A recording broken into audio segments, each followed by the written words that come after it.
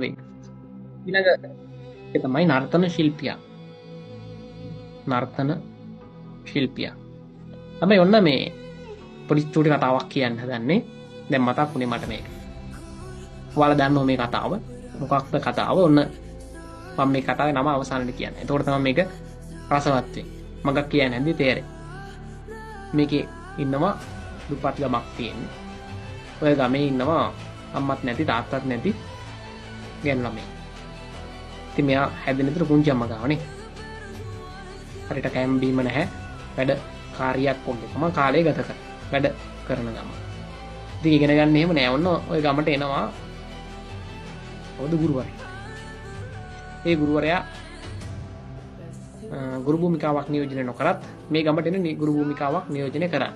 ඒ ආවට පස්සේ ඉතින් මෙයා මම මේ කතාව කියන්නේ අර තරුණියගේ ගැන කියන්න මිසක් ගුරුවරයා ගැන කියන්න නෙමෙයි හින්දා මම කෙටි කරලා කියනවා. කොහොම හරි මේ ගුරුවරයා මේ නගරේ නැත්නම් මේ නගර ගමේ පාසලක් ඉදි කරලා ඔන්න මේ ගමේ දරුවන්ට අධ්‍යාපනය දෙන්න මූලිකත්වයක් ගන්න. හැබැයි මේ ගමේ ඉන්න මිනිස්සු අධ්‍යාපනය කියන එක දැකලා නැහැ. සාමාන්‍ය මෙයාලා හිතන් හිටියේ මේ අධ්‍යාපනය කියන එක උසස් පැලැන්තිය මිනිස්සුන්ට විතරයි තියෙන්නේ කියලා. එතකොට අද කාලේ මොකක්ද තියෙන්නේ? දැන් හොඳ වාහනයක් දැක්කොත් ප්‍රොඩක්ට් ඩිපෙන්ඩර් එකක් නැත්නම් හොඳ කාර් එකක් දැක්කොත් ඕ අපිට ගන්නවද හිතන්නවත් බෑ කියලා අතහැරලා දානවා. හැබැයි අපි වගේම හිටපු මිනිස්සු තමයි ඒවත් අරන් තියෙන්නේ. ගොඩක් අයගේ ජීවිත කතා අරන් බලන්න. ඉතින් මේ මිනිස්සු හිතන් හිටියේ මේ අධ්‍යාපනය කියන එක අපිට තියෙන දෙයක් නෙමෙයි අර උසස් මට්ටමේ තියෙන කෙනෙක්ට තියෙන එකක් කියලා. හැබැයි මේ ගුරුවරයා කට කාලා ඕමාරි මහන්සි වෙලා නෑ නෑ මේක කරන්න ඕන. මොකක්ද මේ අධ්‍යාපනය ලැබෙන ප්‍රයෝජනය කියලාත් අහන සමහරක් අවස්ථාවක. කොහොම නමුත් ගමේ ළමයි මූලිකත්වය අරගෙන මෙයා අරන් එනවා පාසලට. ඉතින් ඒ අතරතුර මෙන්න මේ කියන ගැහණු ළමයාටත් අම්මා තාත්තා නැහැ. පුංචි අම්මා ගාව ඉන්නේ. ඉතින් එයාටත් ඉගෙන ගන්න ආසාව තියෙනවා දැඩිව. හැබැයි ගෙදරින් එන්න අවසර නැහැ. කොහොම හරි මෙයා බලය පාවිච්චි කරනවා. කවුද ගුරුවරයා බලය පාවිච්චි කරලා ඉවර වෙලා මෙයාව අධ්‍යාපනයට යොමු කරගන්නවා. ඒ යොමු කරගන්න අතරතුරදී මේ පුංචි අම්මට ඔයාලා දන්නව නේ කතාව. අයල්සින් මම කියන්න දෙයක් නැහැ. මම මේ කියන්නේ එක්තරා උපදේශයක් දෙන්න අවශ්‍ය හින්දා. ඉතින් මෙයාට විවාහයක් තීන්දුව කරනවා. අර මුදල මත මුදල දෙන්න මේ ලබා ගැනීම අදහසින් තමයි මෙයාව විවාහ කරලා දෙන්නේ.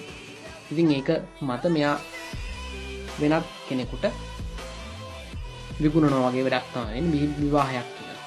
ඉතින් ඒ විදිහට මෙයාව මේ තරුණ ළමයාව ගැහණු ළමයාව අරයි යනවා. බලහත්කාරකමින් තමයි අරයි යන්නේ. ඒ දවසේ රාත්‍රියේ මෙයාව මේ අපචාරය නැත්නම් අපහරණය වෙනවා. නැත්නම් මෙයා අපයෝජනය වෙනවා. නැත්නම් මෙයා ගැහණියක් වෙනවා. මේ සමාජයේ. ඉතින් ඔයාලට මම මේක මීට කලිනුත් කියලා ඇති මේ සමාජය. ඒ කියන්නේ රුසියානු සමාජය තුල එවකට තිබ්බේ තරුණියක් ප්‍රභූ කෙනෙක්ගේ පුතෙක් හරි කවුරු හරි ප්‍රභූ කෙනෙක් අරන් ගියොත් අශ්වයන් පිටේ තියාගෙන ඉතින් එහාට ඒ තරුණයාව හෝ ඒ ස්වාමියාව නැත්නම් යාව අත්හැරලා ආවොත් සමාජය විසින් දැඩිව ප්‍රතික්ෂේප කරනවා. හරි ඔන්න ඒ තරුණිය මොකක්ද? ගෙදරින් හරියට කන්නවත් නැහැ. අඳින්නත් නැහැ. හොඳ ආදරණීය වචනත් නැහැ. මේ කියන්නේ අපි සමහරක් මේ එළවැසියෝ ටික මොකද කරන්නේ? ආදරය හොයන්න යනවනේ වෙන ප්‍රේමවන්තයෝ හොයාගෙන. එහෙම කියන්නේ. එහෙම මොකුත් ආදරණීය වචනයකුත් නැහැ. හරියට කැම බීමක් නැහැ. නිදාගන්න එහෙම ඒවත් අප මොකුත් නැහැ. ඊට පස්සේ මොකද්ද වෙන්නේ? අර නිලධාරි නැත්නම් අර තරුණයා අතින් මෙයාව අපහරණයට ලක් වෙනවා. දූෂණය වෙනවා. මෙතන ඉන්න කවුරුත් එහෙම වෙලත් නැහැ. හරිද? ඊට පස්සේ ඒත් මෙයා ඉගෙන ගන්න එක අතාරින්නේ නැහැ. හැබැයි ගුරුවරයාත් ඒ විදිහටම මෙයාට උගන්වනවා. ඊට පස්සේ මෙයා ඉතින් එහාට යනවා ඉගෙන ගන්න. අවසානයේදී මහාචාර්යවරියක් වෙලා නවතිනවා. ඉතින් එතන ඒ ළමයාට මම කිව්වා ඊට කන්න නැහැ, අඳින්න නැහැ, අයිතිකාරයෙක් නැහැ. එතකොට එයාව මුදලට අලෙවි කිරීමක් උනේ විවාහය කියලා ඉවර වෙලා. ඉතින් එයාව දූෂණයට ලක් වෙනවා. අද කාලේ වගේ නෙමෙයි. එවකට සමාජය තුලින් එයාව ඒ තරුණයා අත්හැරලා මෙයා ආවට පස්සේ දැඩි ප්‍රතික්ෂේප කිරීමක් වෙනවා. හරියට අපේ ගමක ඉන්න පාසල් යන ශිෂ්‍යාවක් ගමේ ඉන්න තරුණයෙක් ඒ ශිෂ්‍යාව දූෂණය කරලා ඉවර වෙලා මරලා දාලා ඉවර වෙලා ඒ තරුණයා ගමට ආවොත් කොයි වගේ ප්‍රතික්ෂේප වීමක් වෙයිද? අන්න ඒ වගේ දැඩි ප්‍රබල විදිහට මේ සමාජය තුළ අර තරුණයෙක් එක්කරගෙන ගියාට පස්සේ ප්‍රබූ තරුණයෙක් මෙයා යාවත් කරලා આવොත් ප්‍රතික්ෂේප වීමක් සමාජයේ තියෙන. එච්චර ප්‍රතික්ෂේප වීමක් ලැබෙන සමාජයකින් මේ තරුණිය නැවත අධ්‍යාපනයට ගිහලා සමාජයේ ඉහළම මට්ටමකට යන මහාචාර්යවරියක් බවට. ඉතින් මෙතනින් ළමයි කවුරුත් ඔය කියන කන නැතුව අඳින නැතුව ඉඳලා නැහැ. අයිතිකාරයෙක් නැතුව ඉන්නවා හිටිය කියලා මේ කියන්න පුළුවන් කියමුකෝ. එහෙම වෙලක් නැහැ බහුතරයකට. ඔය කියන දූෂණයට ලක් වෙලා නැහැ මෙතන ඉන්න කිසිම කෙනෙක්. එතකොට ඔය වගේ සමාජයෙන් දැඩි ප්‍රතික්ෂේප වීම වෙලා නැහැ. සාමාන්‍ය ප්‍රේමවන්තය ප්‍රතික්ෂේප කරා කියන එක සමාජ ප්‍රතික්ෂේප කිරීමක් නෙමෙයි හොඳ. එතන කතාව වෙන්නේ ප්‍රතික්ෂේප කිරීමක් නෙමෙයි. කවුරුත් ගණන් ගන්නේ නැහැ. ඉතින් මේ ඒ වෙලත් අපේ ළමයි පිස්සු නටනට ඉන්නවා.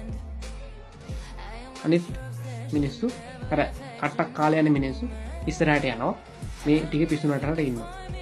කැම්පස් එකට ඇවිල්ලා මොකක් හරි යන කොහේ යන ප්‍රේමවන්තයෙක් හොයාගෙන උත් එක්ක ප්‍රේම ජවනිකා රංගපාන ගමන් ඉන්නවා. ඉතින් අර දෙමව්පියෝ ඉන්නවා හිතන් ඉන්නවා සමහරකට මූ නැත්නම් අපේ දුව කැම්පස් එකට ගිහිල්ලා ඉවර වෙලා ඔන්න ඉගෙනගෙන එනවා දැන් ඩිග්‍රී එකකුත් ගන්නවා. සමහරක් විට ගමේ උන් කියන කතා ඇත්ත ඕකී කොල්ම යනවා කියලා කරන්නේ ඉතින් නටන එක. සමහරකට ඒක ඇත්ත. ඉතින් එහෙම කරන්න එපා. අපරාධ ජීවිතේ. ජීවිතේ කෙලවුණොත් පුතාව ඒ කවුරුත් අවසානට ගණන් ගන්නේ නැහැ. තමන් ගහන ගේම අනුව තමයි මේකේ ප්‍රතිචාර කියලා කියනවනේ වාක් කියන්නේ. අයෝකී තමයි තමන්ගේ අර තියෙන මට්ටමට තමයි බාහිර මිනිස්සු සලකන්නේ. අර වගේ ප්‍රශ්න කරදර කාටවත් මේකේ වෙලා නැහැ. ඉතින් ඒකින්ද ඉගෙන ගන්න කියන්න තියෙනවා. ඉගෙන ගන්න එක හරියට කරහල්ලා ඊට පස්සේ දැන් මාස කිහිපයක් නේ තියෙන්නේ. දැන් උපාධිය 3 වෙනි අවුරුද්දේ අවසානම කාලේ ඔක හරියට කරගන්න. දින වැඩක් කරලා දෙමව්පියන්ගේ කියන හැම හැබෑ කරලා. මේ ප්‍රේම ජවනිකා නිසා බූට් කාලේ ඉන්නවා මම දන්නවා. ඔයාලගේ සෙකන්ඩ් ඉයර් ක්ලාස් එකෙත් ඉන්නවා. ඒ කියන්නේ හිටපු අනුමාන ක්ලාස් එකෙත් දැන් තර්ඩ් ඉයර් ඔයාලගේ වයසේ මේ බැච් එකේ තියෙනවා.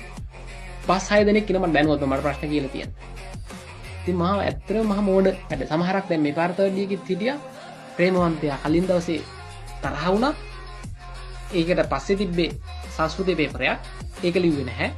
දැන් මේක මම මේ ළමයා මේ කියදි දකි. හැබැයි මේ නමක් ගමක් කියන නිතරම ආදර්ශයක් ගන්න කියන්නේ. ඒක ලිව්ව නිකන් නොලිව්ව ගන්නට. ඊට පස්සේ සිංහල තිබ්බා. සිංහල පේපරේ ලිව්වේ නැහැ.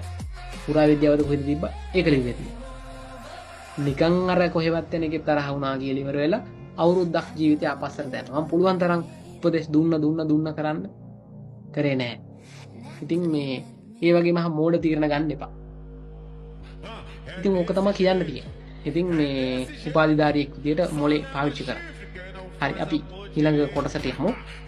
ඒක ඔළුවට දාගත්තොත් ඒකත් ඔයාලට හොඳයි.